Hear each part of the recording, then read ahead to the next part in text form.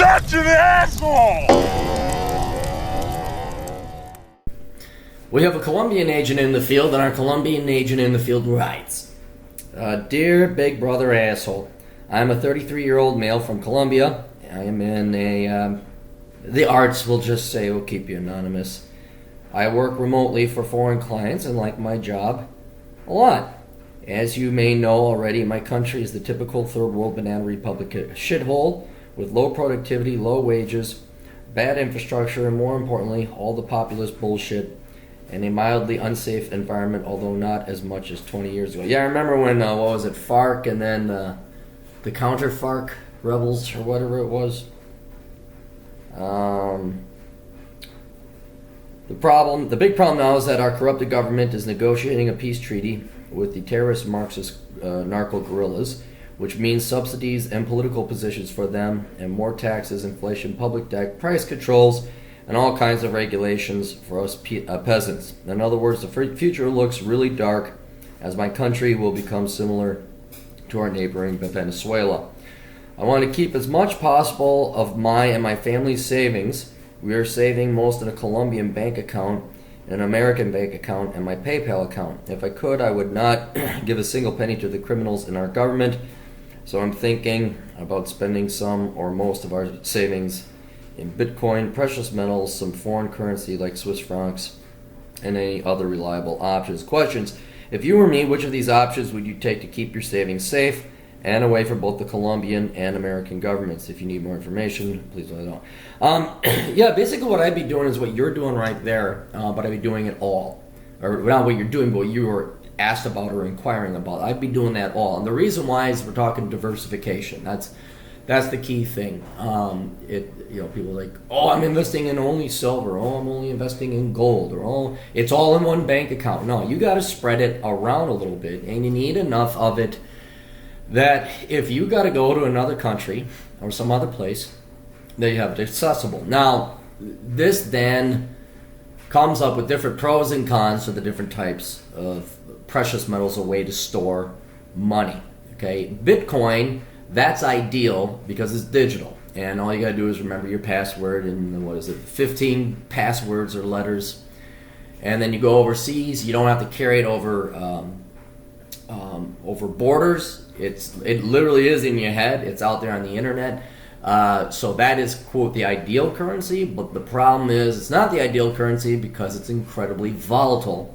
And then there's a debate as to whether it has intrinsic value, like gold or silver. Is it really rare? I've done research on it, I've done studies, and I really like Bitcoin. The problem is it's a pain in the ass to fucking use.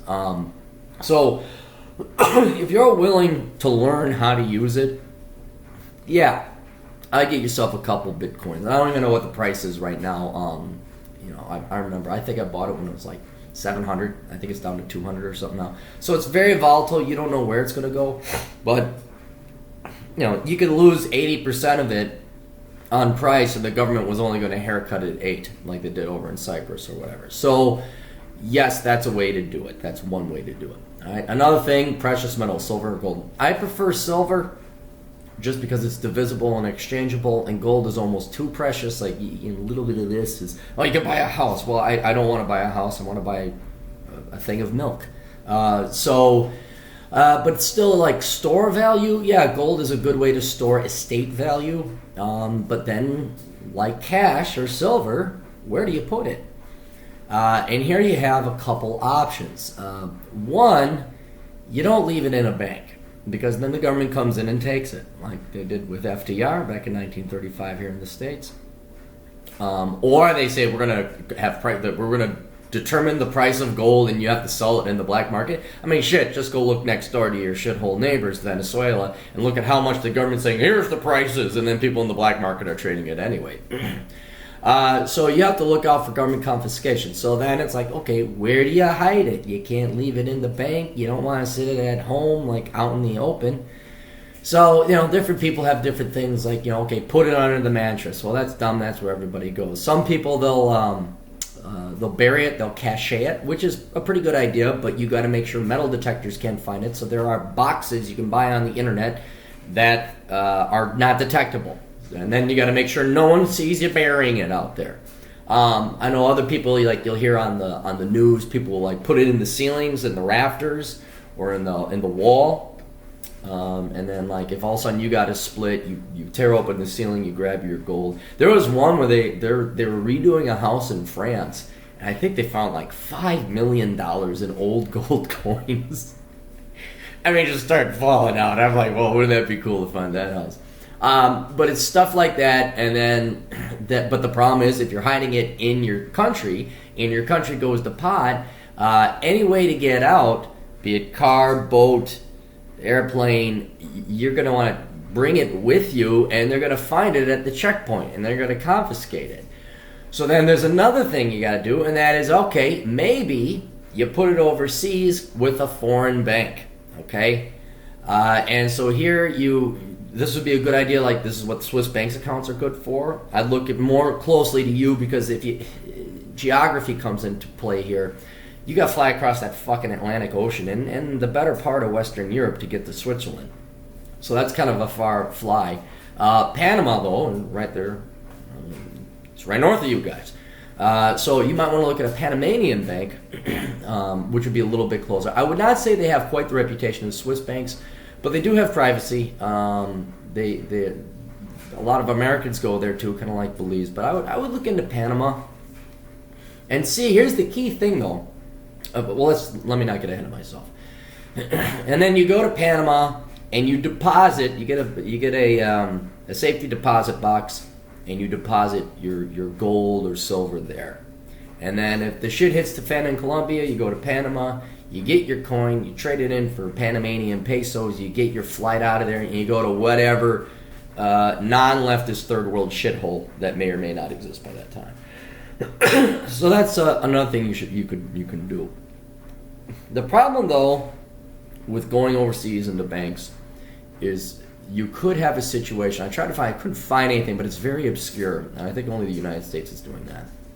And we have this, not FACTA. Is it FACTA? Yeah, it's FACTA. We have this law where the United States government, you think, okay, I got my money in a foreign bank.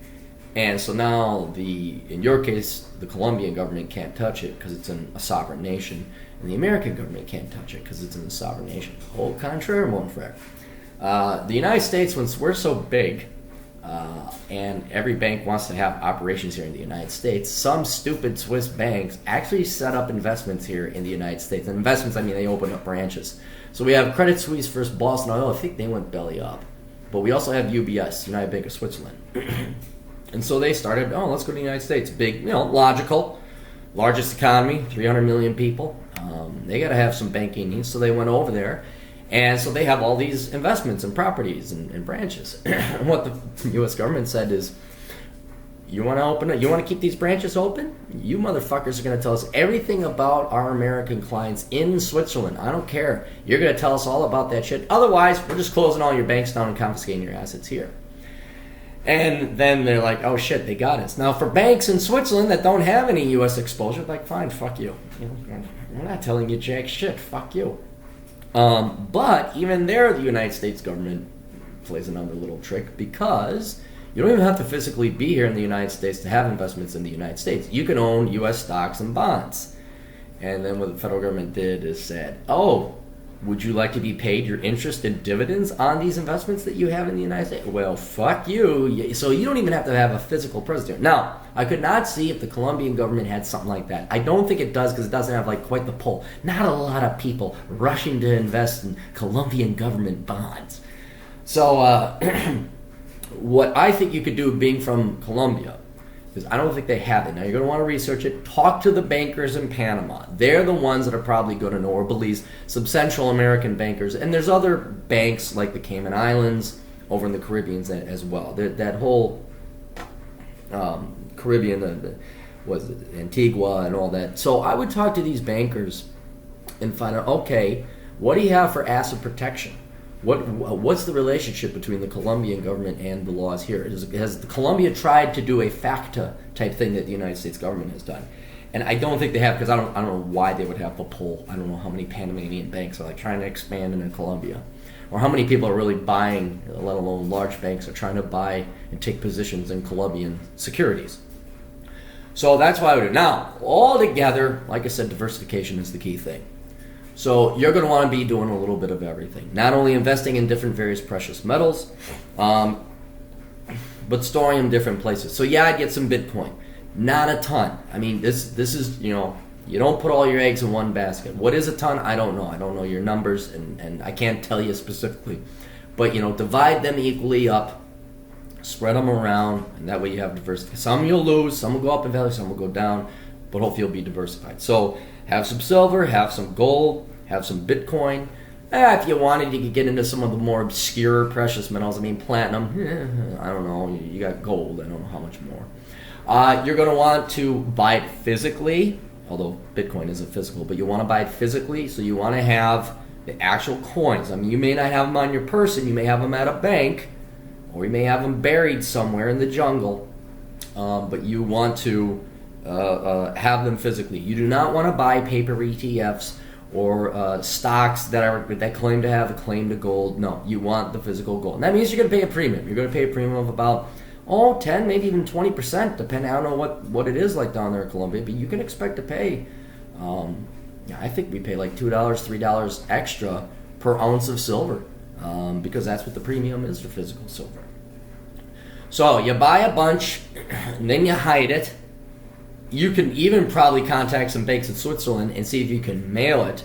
That is a little bit risky because then people might open it up. So look into that. You know, I've mailed people silver before because I have the idea, you know, I'm going to send silver overseas, and in case something happens, then I could go out to my buddy over in the other country and say, hey, where's my silver? I need to get here. Can you buy me a plane ticket? You know, use the silver as compensation and pay for it.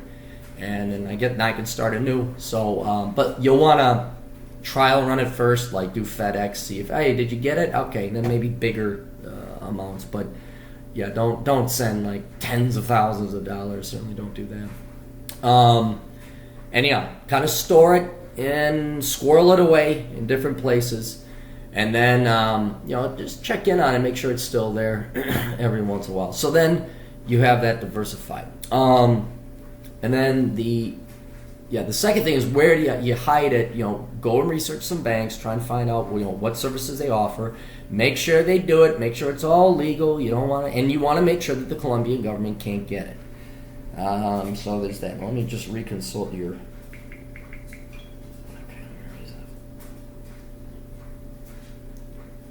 We're a country to the third world. My economy. Want to keep as much possible from his family and most Colombian accounts. Oh, that was the other thing. Your career. Your career is location independent, I believe, if you're doing artwork and it's kind of graphic design themed. I would start looking at maybe going to other countries, more stable ones. I don't know what your relationship with this is. In Chile, Chile's a little bit more stable. And Chilean banks, there's another one you could consider the Chilean banks. So there's that. But I would also look, maybe you can go to Thailand, maybe you can go to Bali, maybe you could go somewhere, as long as you have internet access. In other words, you want to look at your labor, your skills, as your largest investment, because that's what's going to generate all of your wealth in the future. So yeah, you can look at what you have now, what savings you have now, but you also have to look long term and say, okay, I'm going to generate more with my skills. And thankfully for you, your skill is location independent. So you don't have to be in fucking Cartagena or wherever it is you live. So I would start, you know, if you ain't got no kids, you ain't got no family, you know, no wife, or they're like, yeah, let's move, I would start looking, and not that you have to move there, but establish a second base. You know, fly to Thailand. I've been meaning to go to Thailand. I got to go to Thailand. I just don't have no fucking time. But check that out. You know, say, oh, maybe I could live here in Fucking, which is a town, not the word F-U-C-K. It's Phuket, some people, but I like fuck it. So you're on a beach in Fucking, and you're hanging out and you're enjoying life. So that's, just explore a little bit. Maybe you can't afford to cross the Pacific. Maybe check out Panama. Maybe check out Chile. I mean, everyone's speaking Spanish down there, so you probably gravitate towards it a little bit more. But yeah, have kind of a plan B. Maybe even buy property.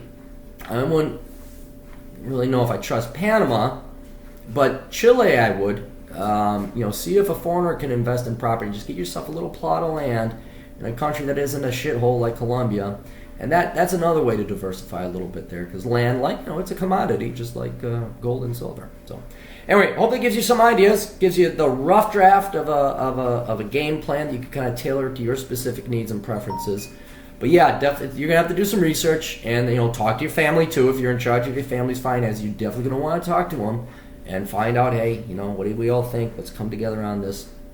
Yeah, and then don't tell people where don't even tell your family members where you bury it. Like, have the location of where you bury your shit in a locked, what's it called? Lockbox over at a bank, so that, like, if you die, they can look it up. But don't let everybody know, because then, more people who know, loose lips sink ships, that sort of thing. So, anyway, best of luck to you. Toodles.